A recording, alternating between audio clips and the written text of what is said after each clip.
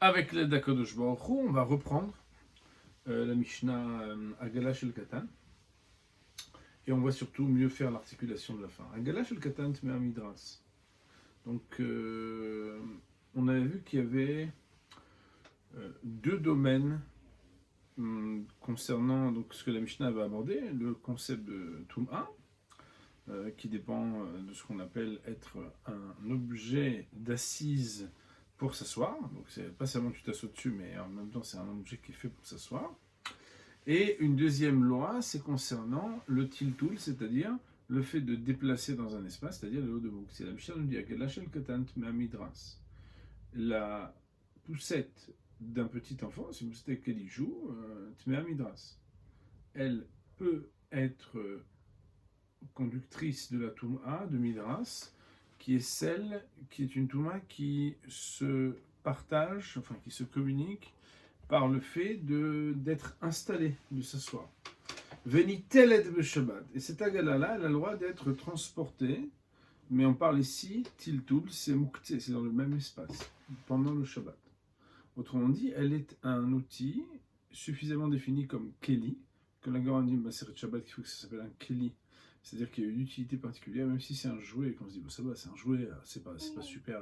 Oui, mais c'est un jouet, mais ça s'appelle quand même un keli, Nitelet be Shabbat. Elle a le droit d'être déplacée pendant Shabbat. Ve'ena nigreret ela al gabe kelim. Et la première opinion, celle de Tanakama, nous dit qu'elle ne pourra être traînée, tirée, que sur des kelim. Kelim, on avait dit que c'est des vêtements. On verra dans Rashi que c'est comme ça. Par défaut, kelim dans la Mishnah, ça veut dire les vêtements. Et parfois, ça peut vouloir dire autre chose. Rabbi Uda Omer, Rabbi Uda, quant à lui, de dire tous les ustensiles n'ont pas le droit d'être tirés, sous-entendu sur de la terre, exception faite de la gala, c'est-à-dire de la poussette. La poussette, ici on parle même d'un jouet. Mipene sheikovesh car elle tasse, mais sous-entendu, elle ne déplace pas la terre. Nous dit Rashi Akadosh, Agala Shel Katan, nous sommes 2 ou 3 lignes plus bas que là où on vient de terminer, et on est dans l'intérieur de la page, et on est juste après les mots matni, qui veut dire matnitin, qui signifie le mot notre Mishnah. Agala Shel Katan Shosim lo lishok, qu'on lui confectionne pour jouer.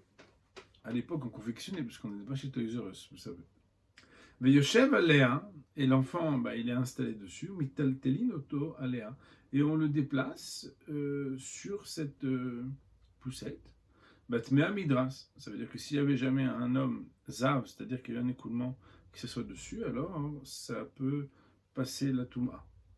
Imatinok zav, si le bébé avait été en situation d'écoulement, Nasita Gala Avatuma aurait été rendu cette poussette comme Av Atuma, c'est-à-dire comme porteuse d'une impureté qui elle-même peut être transposée. Donc quand on dit Tméa, ça ne veut pas dire qu'elle est tamée, c'est qu'elle peut recevoir l'impureté par ce qui s'appelle la voie de Midras, et donc après à son contact, ça peut transposer encore la Touma ailleurs. De Meyuchadet l'Yeshiva, quelle est la raison pour laquelle Bémet elle peut passer la Touma de Midras? De Meyuchadet l'Yeshiva, parce que comme elle est destinée et réservée à être assis dessus, des Asomer Katanalea, puisque l'enfant il s'appuie dessus, ça veut dire qu'en fait c'est un objet comme un siège. On ne peut pas lui dire lève-toi, on va faire ce qu'on doit faire avec parce que si jamais ça n'avait pas été désigné pour ça, avatuma, ça n'aurait pas été considéré comme avatuma, etc. Parce qu'on voit que si quelqu'un avait juste installé quelque chose pour s'asseoir, mais c'est pas quelque chose qui est destiné à être un siège, alors là, il y a une loi qui dit que ça conduit pas à la Touma. Autrement dit, Toumat Midras, c'est lorsque c'est un objet sur lequel je m'installe, qui est un objet d'installation, de siège, de s'asseoir. Okay. Donc, on nous dit bien qu'elle aussi, Venitelet Beshabbat nous dit Rashi, les Torah de Kli, car elle a sur elle une appellation de Kli.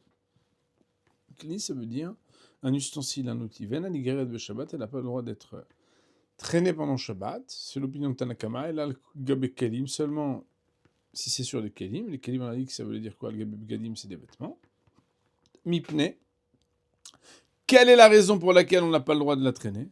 Chez Oseh Charitz Bekarka. Car en tirant la poussette sur le sol, Oseh, il va faire Haritz, c'est-à-dire un sillon, Bekarka, dans la terre. Vehofer Chaya Mishum Choresh. Et voilà que creuser, c'est interdit parce que c'est un dérivé de semer. De labourer. Et labourer, c'est un interdit de la Torah. Et Shabbat et Yom Tov.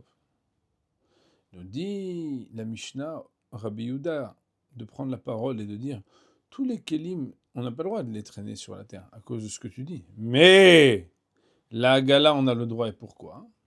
Parce qu'elle est koveshet. Le mot kovesh veut dire normalement conquérir. Mais le mot kovesh, ça veut dire aussi conserver. Vous vous rappelez, Moraï Verbotai, que les conserves s'appellent des kvashim ou kibushin. La mise en conserve, vous savez que c'est quand on met la pression en fait. Et en fait, la conservation, elle demande de mettre sous pression quelque chose. Alors, ça peut être sous la pression de mettre dans du sel, du vinaigre, etc. En tout cas, kovesh, ça veut dire ici compresser. On compresse la terre.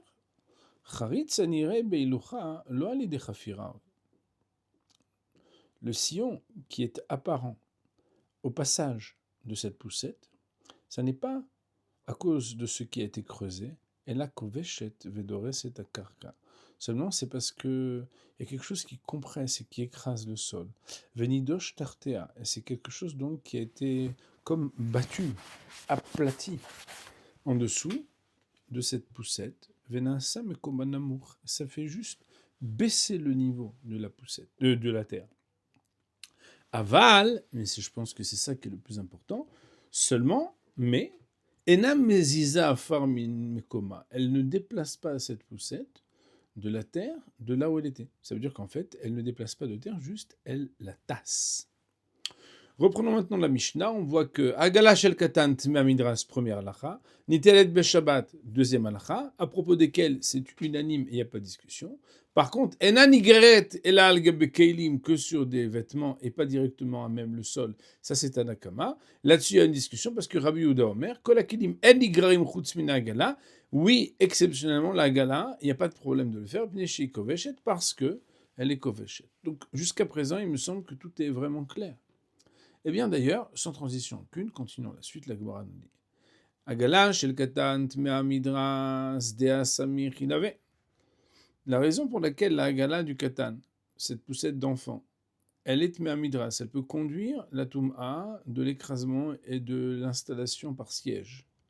Quelle est la raison? Dea samir hinave, parce que lui, il s'adosse sur elle. Il faut savoir que dans Rashi et dans Tosfot, il y a une discussion à savoir, est-ce que c'est plutôt une poussette dans laquelle l'enfant s'installe et on le pousse dedans, ou est-ce que c'est une poussette qui servait à apprendre à marcher? Sur le côté droit, par exemple, Tosfot, dans les 4 dernières lignes du Tosfot, dont le titre est Agala Shel Tinok, chez Katan, il y a marqué Piresh ben Koutras Shakatan Yoshev Betocha, Velo Nira de Maïka Mashmona Pshita, El Necha Kelim Yuchad Gadol Mise. Tosfot nous dit, en citant Rashi, qui explique que cette poussette, c'est la poussette dans laquelle le bébé, l'enfant, il s'installe. Il dit, ça ne me semble pas juste, l'oneira, ça ne me semble pas juste de dire comme ça. Pourquoi? Demaïka mashmalan. Car si c'était pour nous dire que la poussette dans laquelle l'enfant, pour jouer, s'installe à l'intérieur, elle peut recevoir l'impureté de midras, qu'est-ce que ça vient nous apprendre? Pshita, c'est trivial. Il n'y a pas besoin de dire que là où on s'assoit, ça peut recevoir la touma, de l'impureté qui passe par le fait de s'asseoir. Ah, el necha kli meyuchad gadol mise. T'as pas quelque chose de plus siège qu'un endroit où tu sièges. Les Karnirel, et c'est la raison pour laquelle Tosfot ne sont pas d'accord avec Rashi. On lit à l'extérieur de la page, du côté droit, Dainu kli sheosim laktanim leitlamed la'aloch. C'est pourquoi, pour Tosfot, on parle ici d'un petit tuteur avec des roues, et en fait, c'est une manière d'aider l'enfant à apprendre à marcher. On lui donne quelque chose, aujourd'hui aussi on fait comme ça, vous savez, on lui donne quelque chose qui a des roues. Là, alors, là-bas, il y a 3 roues. ve'ochez ba beyadav, et l'enfant il la tient, ve'imit gelgelet lefanav tamid, et en fait il marche comme une espèce de déambulateur pour les vieux, il y a un déambulateur pour les enfants, c'est quoi? C'est un déambulateur qui apprend à marcher, qui permet d'apprendre à marcher. Et la Mishnah, d'après Tosfot, nous dirait que ça veut dire que le fait que c'est un outil qui sert à apprendre à l'enfant à marcher, mais qu'on puisse aussi s'asseoir, c'est déjà quelque chose qui prend la Touma de Midras. Pourquoi je dis ça? C'est parce que dans les mots de la Gemara, quand on dit Agalash Ketan Tuna Midras Dea Samich il avait, parce qu'il s'appuie sur elle, on peut s'appuyer de deux manières. Soit s'appuyer d'après Rashi parce qu'il s'assoit dedans, soit s'appuyer d'après Tosfot parce qu'en fait il met la pression de ses mains et de son poids dessus pour être traîné vers l'avant et apprendre à marcher. Toujours est-il que ça, c'est pour expliquer la première loi de la Mishnah. Mais la deuxième loi de la Mishnah qui dit... la troisième loi de la Mishnah qui dit si on regarde en ouvrant les guillemets et en mettant un anigret et al-gabekelin qu'on peut faire que sur du tissu d'après Tanakama, fermez les guillemets, al-gabekelin in, al-gabekarkalo, ça signifierait, vous êtes tous avec moi, hein, que sur le dos d'un tissu, oui, on a le droit de la tirer, mais sur le dos de la terre elle-même, ça veut dire sur même le sol, alors, là, ça ne serait pas permis. Maïta, quelle est la raison? Des ka'avid charitz, car cela crée un sillon. La Gemara, elle dit, mais attends, si c'est comme ça, si tu dis qu'on n'a pas le droit de le faire, parce que le Tanakama, il dit qu'on n'a pas le droit, Nachon. Si Tanakama, il dit qu'on n'a pas le droit de le faire, et que la raison, elle est que ça fait un harit, Mani, c'est que Tanakama, qui est-il? Rabbi Udaï, c'est Rabbi Uda, de Amar, Davar Shen Mitkaven Asur, que quelque chose que l'homme fait, qui est une action A, il ne le fait pas pour la conséquence B, il l'a fait pour une action A. Lui, il s'en fiche de faire des sillons par terre. Il veut juste emmener son enfant, et, avec la poussette, d'un endroit à l'autre du jardin. Donc il n'est pas mitkaven de faire un charitz, et pourtant tu dis que c'est interdit, que c'est pour ça qu'il fait sur du tissu, alors ça voudrait dire que ça irait comme Rabbi Uda de Amar qui a dit d'avoir chez mitkaven assour, que une chose qui n'est pas dans ton intention première, mais qui se réalise malgré tout comme ton intention, c'est-à-dire, voilà, inévitablement, quand tu tires quelque chose qui a du poids, ça va faire un sillon. Oui, mais c'est pas ce que je... Atalomit kaven. Est-ce que c'est permis ou est-ce que c'est interdit? Rabbi Yehuda, c'est interdit. Donc notre Mishnah irait comme Rabbi Yehuda. Deir Rabbi Shimon, car si c'était comme Rabbi Shimon que notre Mishnah allait à Amar, voilà pourtant que Rabbi Shimon a dit, d'avar shen mitkaven, muta. Une chose qui n'est pas dans l'intention de celui qui la réalise, même si elle se fait, cette chose-là, c'est permis, puisque lui, c'est pas ça qu'il veut. D'Etnan, car il y a une Mishnah qui nous dit dans le traité de Shabbat, vous avez la référence, en fait c'est marqué ici que c'est une braïta des Tanya, que cette braïta elle est dans le traité de Shabbat, à la page Kafbet et à plusieurs endroits. Rabbi Shimon Omer, Rabbi Shimon de dire, Gorer Adam Mita qui sait Vesapsal, un homme a le droit de traîner un lit, une chaise, un banc, sous-entendu des choses qui sont lourdes, ubilvad sheloit keven lansot haritz, mais à la condition qu'il n'ait pas dans son intention de faire un haritz, de faire un sillon. Autrement dit, Moraï Rabotai, si le gars dans sa tête, il a une intention double, à la fois de déplacer parce qu'il a besoin d'une chaise, il doit mettre une chaise à sa mère, et à la fois il dit, tu sais quoi, ça va nous permettre demain de gagner un peu de temps. Je vais tirer le siège très grand là. On va pas avoir besoin de faire le sillon. Bon, bien évidemment, vous ne faites pas souvent des sillons et tout, même si vous êtes sioniste. Alors là, mais ça veut dire qu'en fait, on n'est pas toujours en train de faire des sillons. Ouais. En tout cas, la Gemara, elle dit que tu vois que Rabbi Shimon, lui, il permettrait à partir du moment où c'est pas ton intention. Or, quand quelqu'un, il est gorer la Hagala, il n'a pas dans la tête de faire un sillon. Donc si pourtant on l'interdit, c'est qu'on ne pense pas comme Rabbi Shimon, on pense comme Rabbi Yehuda. Donc qu'est-ce qu'on dirait? C'est que notre Mishnah qui dit, d'après Tanakama, le premier intervenant de notre Mishnah, qu'on n'a pas le droit de le faire, c'est forcément qu'il pense comme Rabbi Yehuda. Mais si c'est comme ça, on a un problème. Pourquoi? Parce que Eima Seifa, il faudrait qu'il y ait une cohérence. Voilà que dans la fin de notre Mishnah, on nous dit Rabbi Yehuda Oimer, que Rabbi Yehuda a de dire. Écoutez comme c'est très intéressant, puisque premièrement, on cite Rabbi Yehuda dans la deuxième opinion, et pas dans l'opinion de Tanakama. Et deuxièmement, quand on lit Rabbi Yehuda, il est marqué En akol nigrarim beshabbat chosim min ha'agala. On a dit que rien ne peut être tiré le Shabbat sur la terre, sauf la Hagala. Donc la Hagala, il n'y a pas besoin de mettre un tissu, mais ce qui est très intéressant, c'est pas que c'est permis. C'est parce que mi pene chez Ikovesh, il y a une justification. Donc dans Rabbi Yehuda Kessi dans la Mishnah, deuxième partie, il dit que c'est permis. Mais il dit que c'est permis pourquoi? Parce que ça ne fait pas de haritz, parce que ça ne fait pas de sillon. Et que c'est parce que ça tasse sans créer de sillon, comme Rashi Akadosh l'avait expliqué plus haut. Donc la Gemara elle dit mi pene shekovesh et in aval haritz lo avda. La raison pour laquelle, d'après Rabbi Yehuda dans la Mishnah, dans la Seifa, c'est permis, c'est uniquement parce que ça tasse sans faire de haritz. Mais si par contre, ça faisait oui un haritz, ça faisait oui un sillon, tu vois bien que d'après Rabbi Yehuda dans la Mishnah, on nous dit qu'on n'aurait pas le droit. Ah, mais d'après toi, notre Mishnah, avec comme d'après Rabbi Yehuda qui dit que Davar Shanomit Kaven Assour. Mais si le Tanakama il dit Davar Shanomit Kaven Assour, alors qu'est-ce qu'il y a comme discussion dans la Mishnah, dans la suite? C'est permis ou c'est pas permis? Alors, la Gemara nous dit Très Tanoé Valiba de Rabbi Yehuda. En réalité, il ne faut pas se tromper. Pourquoi? Parce que ce qui se passe dans notre Gemara, c'est qu'il y a ici une réponse très intéressante, c'est qu'il s'agit de deux enseignants dans notre Mishnah qui tous les deux discutent de l'opinion de Rabbi Yehuda. Alors, ça veut dire quoi que les deux discutent de l'opinion de Rabbi Yehuda? La Gemara, pour expliquer un peu mieux la question, la Gemara vient nous dire, je comprends que quand tu analyses que la première partie de la Mishnah, tu penses que Davar Shanomit Kaven Assour, puisque tu vois qu'il n'a pas le droit de le mettre, l'a tiré que sur un tissu. Ça veut dire que sur un sillon, ça sera interdit. Mais d'un autre côté, dans la deuxième partie de la Mishnah, on voit aussi que toute la raison pour laquelle, d'après Rabbi Yehuda, cité dans la Mishnah cette fois, incontestablement, ça devrait être Rabbi Yehuda ou d'après Rabbi Yehuda, parce que c'est Rabbi Yehuda. Et là-bas, on nous dit que ce qui est permis, c'est parce que ça tasse. Et ça ne fait pas de sillon. Mashma, on comprendrait de là que si oui, ça faisait un sillon, ça serait interdit. Ah, pourtant, le Tanakama, il permet de le faire uniquement sur du tissu, alors que le deuxième Tana, il permet uniquement parce que c'est Koveshet.